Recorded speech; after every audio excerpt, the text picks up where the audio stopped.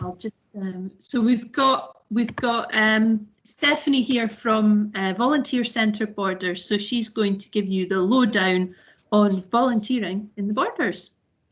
Cool. Can everyone see the screen? Yes. Yes, cool. Yeah, so I'm just going to talk a little bit about volunteering, the importance, why it's good to get involved in terms of your college courses and experiencing for your future. And I'll talk a little bit about the Saltire Awards, but not too much, because the Saltire Award scheme is for 12 to 25-year-olds, so it's only really a small gap for college students that can apply to the Saltire Awards. All right.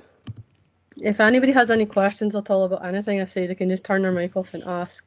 My presentations are totally informal and you can have questions at the end as well, all right? So basically my main role is the Youth Volunteer and Development Officer, but I can help adults as well from time to time. I help organisations and I help match young people to volunteer in opportunities that they're really interested in. They can help their skill set and help them in any future careers they want to get involved in. Now at VCB, we think volunteering should be a vital part of the community and vital part of the Scottish Borders, because it helps your health and well-being, it helps your mental health and your physical health. It keeps your mind active and it keeps you feeling positive.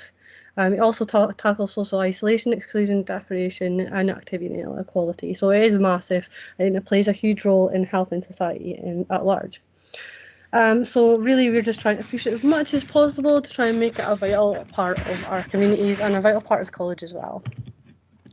So the main thing that Volunteer Centre Borders does is match people to opportunities that is right for their skills, aspirations and their future goals. You'll all be doing hugely different courses, but there is volunteering opportunities to fit each of your kind of skill set, each things that you want to do in the future. Maybe even just small little interests like art. If you love animals, there's things get involved in that way. But in general, volunteering can really help your well-being, and that's why we want to kind of promote it so much. There's so much things going on, obviously with the pandemic, and everybody's been quite isolated. So there's been quite a lot of online volunteering, and it just helps give people something to concentrate on as well. So the way we match volunteers is we speak to the person, find out what their skills and interests are, find out what kind of person they are, if they're comfortable being around people, how they work in a team, all these sorts of things. Find out what their goals in life are. Do they want to become like a team player? Do they want to become more confident in working in a team? Do they want to be able to work on their own skills and work independently? Do they want to look at a career in art or veterinary nursing, all these sorts of things? We look at the person as a whole before we even look at opportunities. Then once we understand where the person is at and where they want to go, that's when we'll suggest different opportunities to them. We never just say, these are the opportunities, which one do you want to do? Because that's no fun, because from an organisation name and a role name, you're never going to know, oh, that will really interest me. But finding out what the person is like and where they want to go in life, you could say, well, actually, you might not have thought about this, but this befriending opportunity would really fit you for this reason, this reason, this reason. Every befriending opportunity is slightly different in the region. For instance, you've got a health and mind befriender and you've got interest link befriender, but they all do different activities within their befriending role. So some may do arts and crafts, some may do drama, some may go to Whitehall Park near Newcastle, I think that's the right name, to do extreme sporting activities and raft building, all these sorts of things. But some may just want to go to the cinema, go to the swimming pool, which is now opened. Yes, we can go swimming from tomorrow. And I was able to go swimming on my little holiday, so that was great. So yeah, there's so many different things that is the same role, but they'll do different things. So that's why I would never say to somebody, oh, there's befriending here and here and here. I would find out what the person is like first and what they want to get out of their volunteering. That is a really important thing at a VCB. We're completely person-centered. So we would meet the person, find out all these things, encourage them to fill in a registration form. People hate forms. I hate forms so much. I'm sure everyone at the college does. But the most important thing in the form is just basically saying that you're happy for me to support you in the organisation. If you have any problems, that you're happy for me to match you to that organisation that we talk together about and decide on together that is the right fit for you and it's completely your choice to go.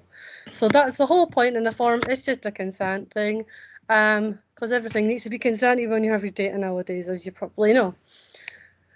So once that we have passed on, we'll pass on your details to the organisation, or we'll come with you to meet the organisation. Now, this is the way it worked before, but it might be slightly different now. We might have to just pass on your details and make sure you're okay over the phone and over email and things like that.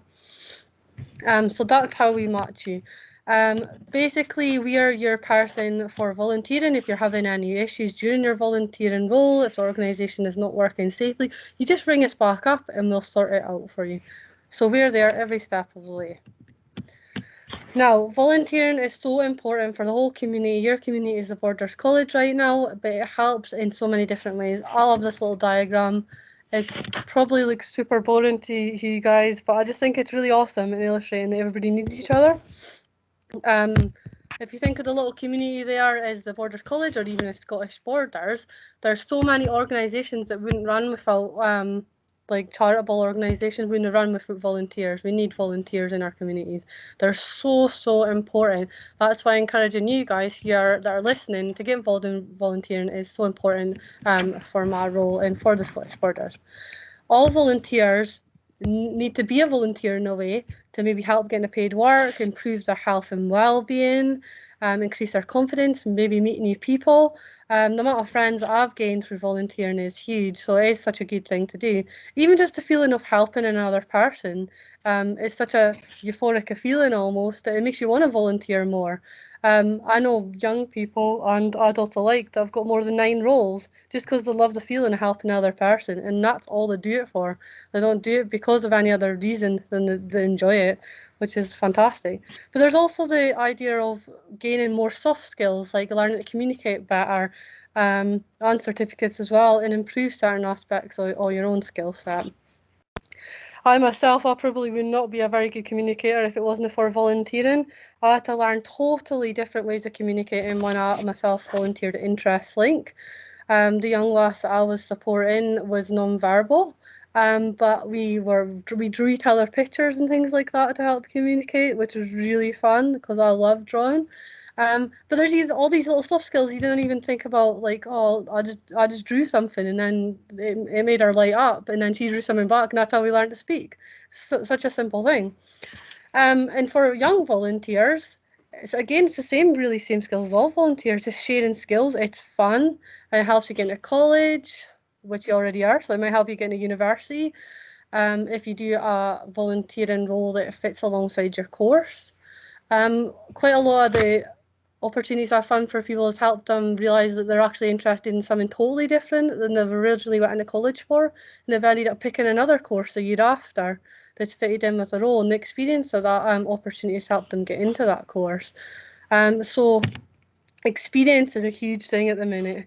And Amy will understand this herself, that the college are looking for people real life experiences, especially at the interview section. So if you're looking at your following year, it's good to look at volunteering now. Okay, so these are just a few quotes from people that have volunteered in the past. They've said, this is direct quotes, that it's feel great doing something that is not just for them.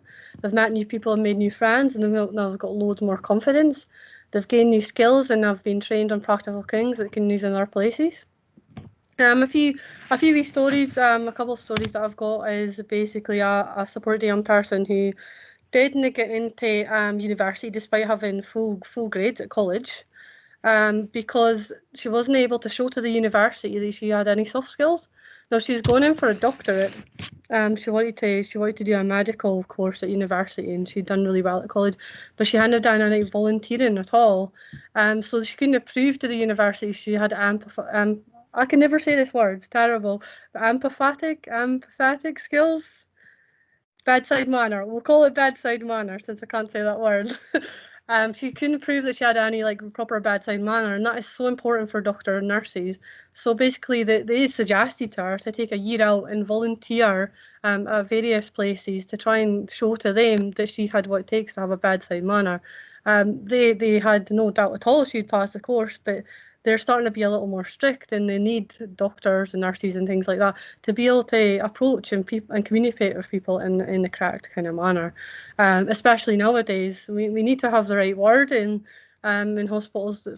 You're covered up in masks, so you need to have the right approach with people to make them feel better and more comfortable in the situation they're in, because it's everything's quite scary at the minute.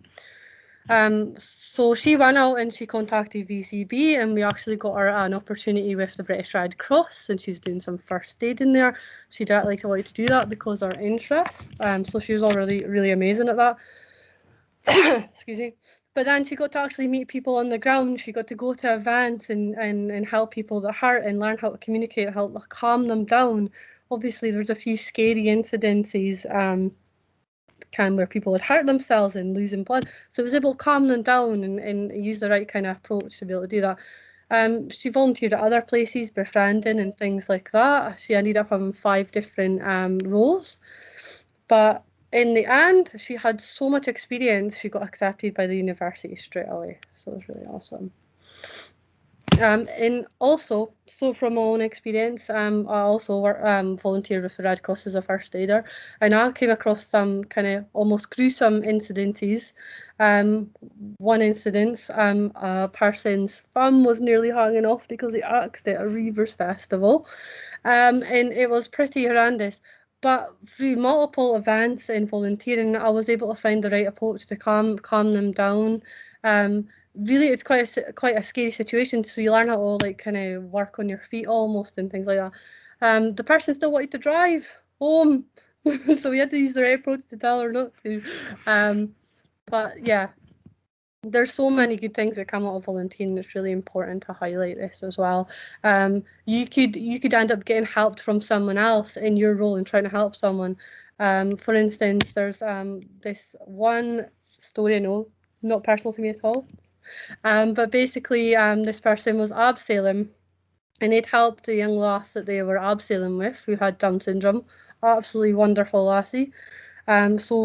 So great at communicating herself, but she was really scared at the top of the abseiling thing. So basically, the person, helped her down the whole way with shouting, saying, "Oh, you're doing amazing, this is brilliant, it's so great." So she got to the bottom so chuffed for herself that it was my turn. And then I took a turn and I was terrified and stood still and I couldn't do it at all, so she had to help me down. So just shows you're not always going to be the one that benefits, other people are going to benefit as well. All right. The great thing about volunteering is it fits in with your life. So you can volunteer for an hour, you can volunteer for a whole day or a whole afternoon.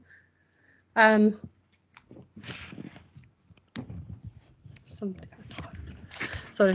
But it's up to you how much you do, okay? The thing is, you can't do everything, but there's something you can do, and that something can help another person. So there's tons of volunteering opportunities in the local Scottish borders, all right? Just to give you an example, a few of the live opportunities. I know things are quite tricky at the moment, so not everything that may be on Volunteer Scotland, if you look up, that's where you can find opportunities, may actually be open, so it's best to contact Volunteer Centre Borders directly. The opportunities that are currently open are things like Chest Heart and Stroke Scotland are looking for charity shop volunteers, Food Train are looking for volunteer shopper, volunteer helpers, Bird Garden Scotland are looking for conservation volunteers, the Tremontium Trust are looking for museum volunteers, the Almond Tree and the Flower Pot Coffee are both looking for coffee assistants. They're in Hoyk and Peebles. We've got Artburg House who are looking for animal care assistants and garden assistants. And we've also got St John's Care Home who are looking for gardeners. Now, that's just a small area of what's on offer, just to show you the range of things that are available. But there is a huge thing. And like I said earlier, just saying the organisation, the role doesn't fully tally what that's all about. because obviously for things like that Burkle House opportunity, the animal care assistant, there's huge more stuff going on there than just the title. They've got llamas and they've got arts and crafts there, and they've got cuddly kittens. That they're proper special therapy cats. They're really cute. So there's so much more to the role than just the name. So that's why it's better if you see something online, to get in touch with us and really explain it properly about what's all going on there. So there's just a few of the ones that I mentioned. I was a bit ahead of myself there. So I tend to speak really fast. So have you got any questions about any of the volunteering side of things? And I'll just escape the PowerPoint for a second. That was really interesting. It's actually amazing to see, Stephanie, just the range of volunteering opportunities that are out there. I genuinely had no idea. So that is really, really interesting. Yeah, there's a huge amount of stuff, but as I said earlier, I hate just listing all the opportunities that are available, because I feel like it's better to meet the person first, because we're all totally different. Me just listing opportunities is not going to help you whatsoever. I'm better meeting the person themselves and getting to know them and what they're actually interested in. Folk have got skills that you'll never realise when you first meet a person. So when they start talking about themselves, you're like, wow, you can do that. You'd be perfect for this opportunity. So it's really the best way to do it is to phone us, email us, and meet us, and then we can think, yeah, that would fit you perfect. I volunteered before the summer at a nursery and I absolutely loved it. Loved it. It's so great for your confidence, isn't it? Yeah, and then you realise, oh, wow, I can actually do that. It's really good. Yeah. I didn't think I was old enough to work with children yet, because I don't know the age range for working with children, but it was amazing. How old are you, if you don't mind me asking? I'm 17. Yeah, most of the opportunities we have at Volunteer Centre Borders are from 16, so people don't need to worry too much. And because I'm the Youth Development Officer, I try and encourage it to be a little bit lower, but because of insurance and things, I think the lowest I can go is 14. But usually we can't get into kind of childcare settings from 16. But there is tons of opportunities to get involved in. I also work at another place called the White Congregational Church, and we take on volunteers there at the Super Lunch, at the Friendship Afternoon, and at the Toddlers Together and Bumps to Babies. So there's loads and loads of variations and groups to get involved in multiple different towns. So yeah. Can I ask a question about, you mentioned a couple of cafes there that were looking for volunteers. Yeah. Can I ask, like, are they cafes that are for charity, or what's the ethics of taking on somebody who's essentially doing a job to make a profit but you're not paying them?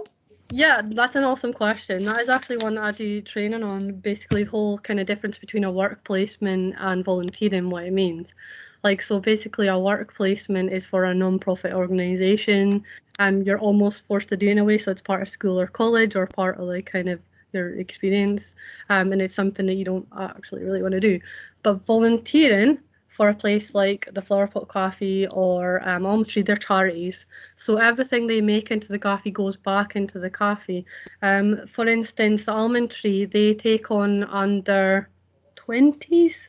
The number may be higher, and they basically take them on as part of their like they train them up in health, food and hygiene, they give them all these sorts of new skills that'll help them maybe get into college or work placement, and this is into like kind of almost a real job as such, but they give them so much and help them get qualifications, and they're all about the community, and they're all about helping young people as well into learning maybe soft skills and to getting proper qualifications and stuff like that. And they may be kind of young people that kind of then they get qualifications at school. So really, it seems like a job, but everything they make goes back into themselves and back into helping the community and other people. I believe the Flower Pot Cafe, they help with the local garden. So everything they make goes into growing veg for the local community. So they do help. Your role helps them with the community in a way, but you're doing a normal coffee role, and you're helping people that come in, and you're getting coffees and cakes and teas. And but I feel like a role like that is good for communication as well. It helps you kind of with your soft skills, so it is a really good one to, especially if you want to get into retail.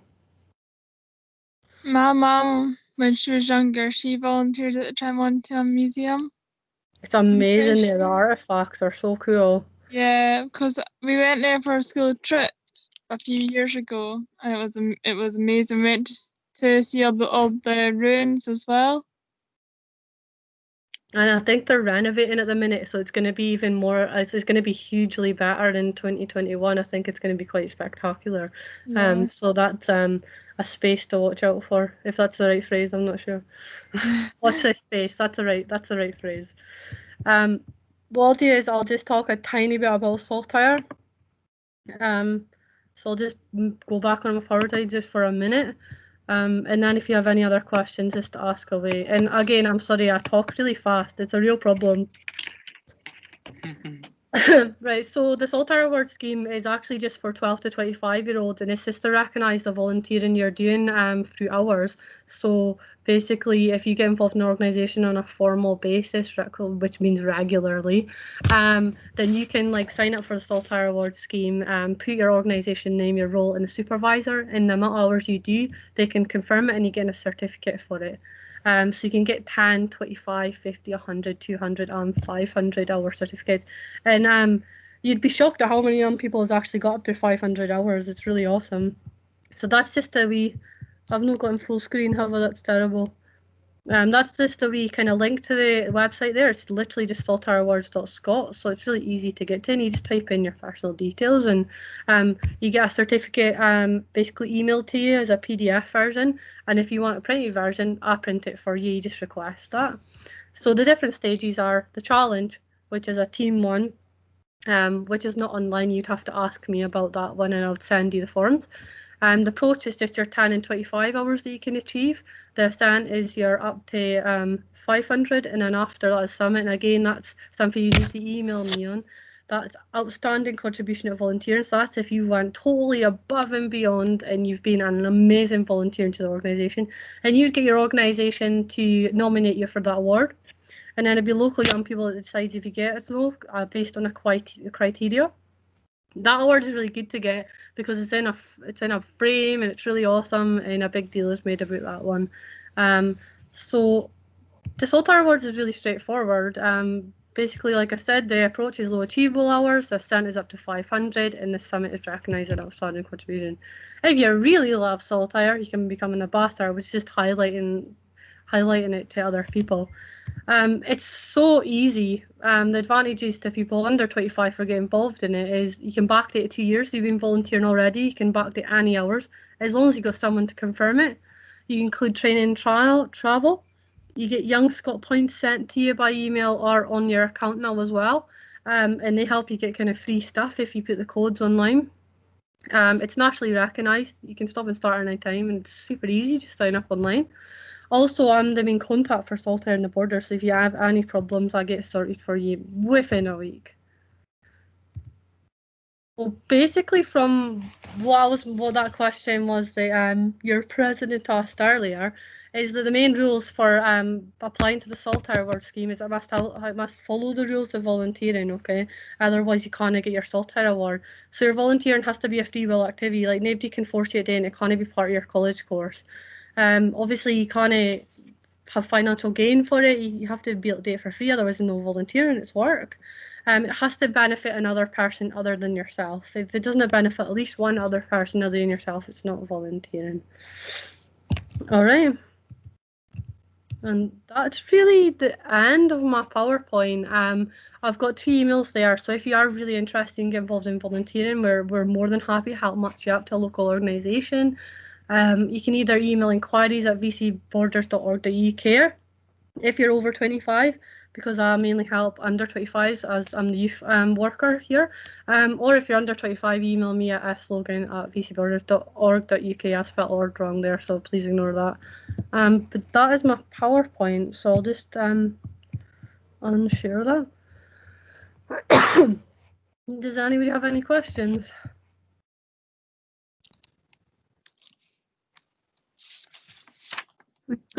We've got a few folk actually commenting, Stephanie, in the meeting chat about how they've already been involved in volunteer work, doing various stuff. So Julie's worked with the elderly, and Kelsey's been working at cancer research charity shops. So is anyone on the call just now interested in doing some more of that, do you think?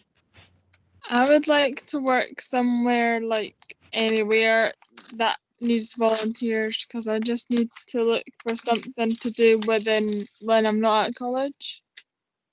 Nice. Yeah, it sounds good. That's a massive thing. Because I have lots of free time. A lot of free time. I volunteered at my high school as part of the school service. I volunteered at the additional needs department. Oh, Oh, brilliant, Ryan, if you've not already Ryan. signed up to Saltire Awards, you could backdate any volunteer. Yeah, I've done that. I think I've got the 100-hour award. Fantastic. Well done. Nice. I did work experience at the fire station and I did not like it. It was Well, not every terrible. volunteering is for everyone. That's why it's better to kind of, to be honest, come to VCB and we'll find you something. If you don't like it, we'll just find you something else, and we're there to support you the entire way. Yeah, we help anyone, everyone and everyone. Brilliant. And The lady actually, that Julie's just helps commented. 35 is called Margaret, and she's really wonderful, and she's a chatterbox like me, but she doesn't speak so fast, so probably easier to understand. Julie's just saying in the chat, Stephanie, that she volunteered at Volunteer Centre Borders 10 years ago. Oh wow, that's awesome. For work placement at college. So there you go. My colleagues will probably know you then, to be honest. Well, Stephanie, thank you very much. I'm afraid I'm going to have to wrap this up because we've got our last session of the day running just now with children first. And then if anyone wants to join us from 6 p.m. tonight, we're running a pub quiz. Without the pub, obviously. Oh no! Your own bottle. I just need to have your beer. But Stephanie, thank you. Thank you very much for Thank you inviting me so along, and I hope you much. enjoyed it. Thank you. Thank you. Brilliant. Please get in touch if you want to volunteer. Right? Bye. Bye. Thank you.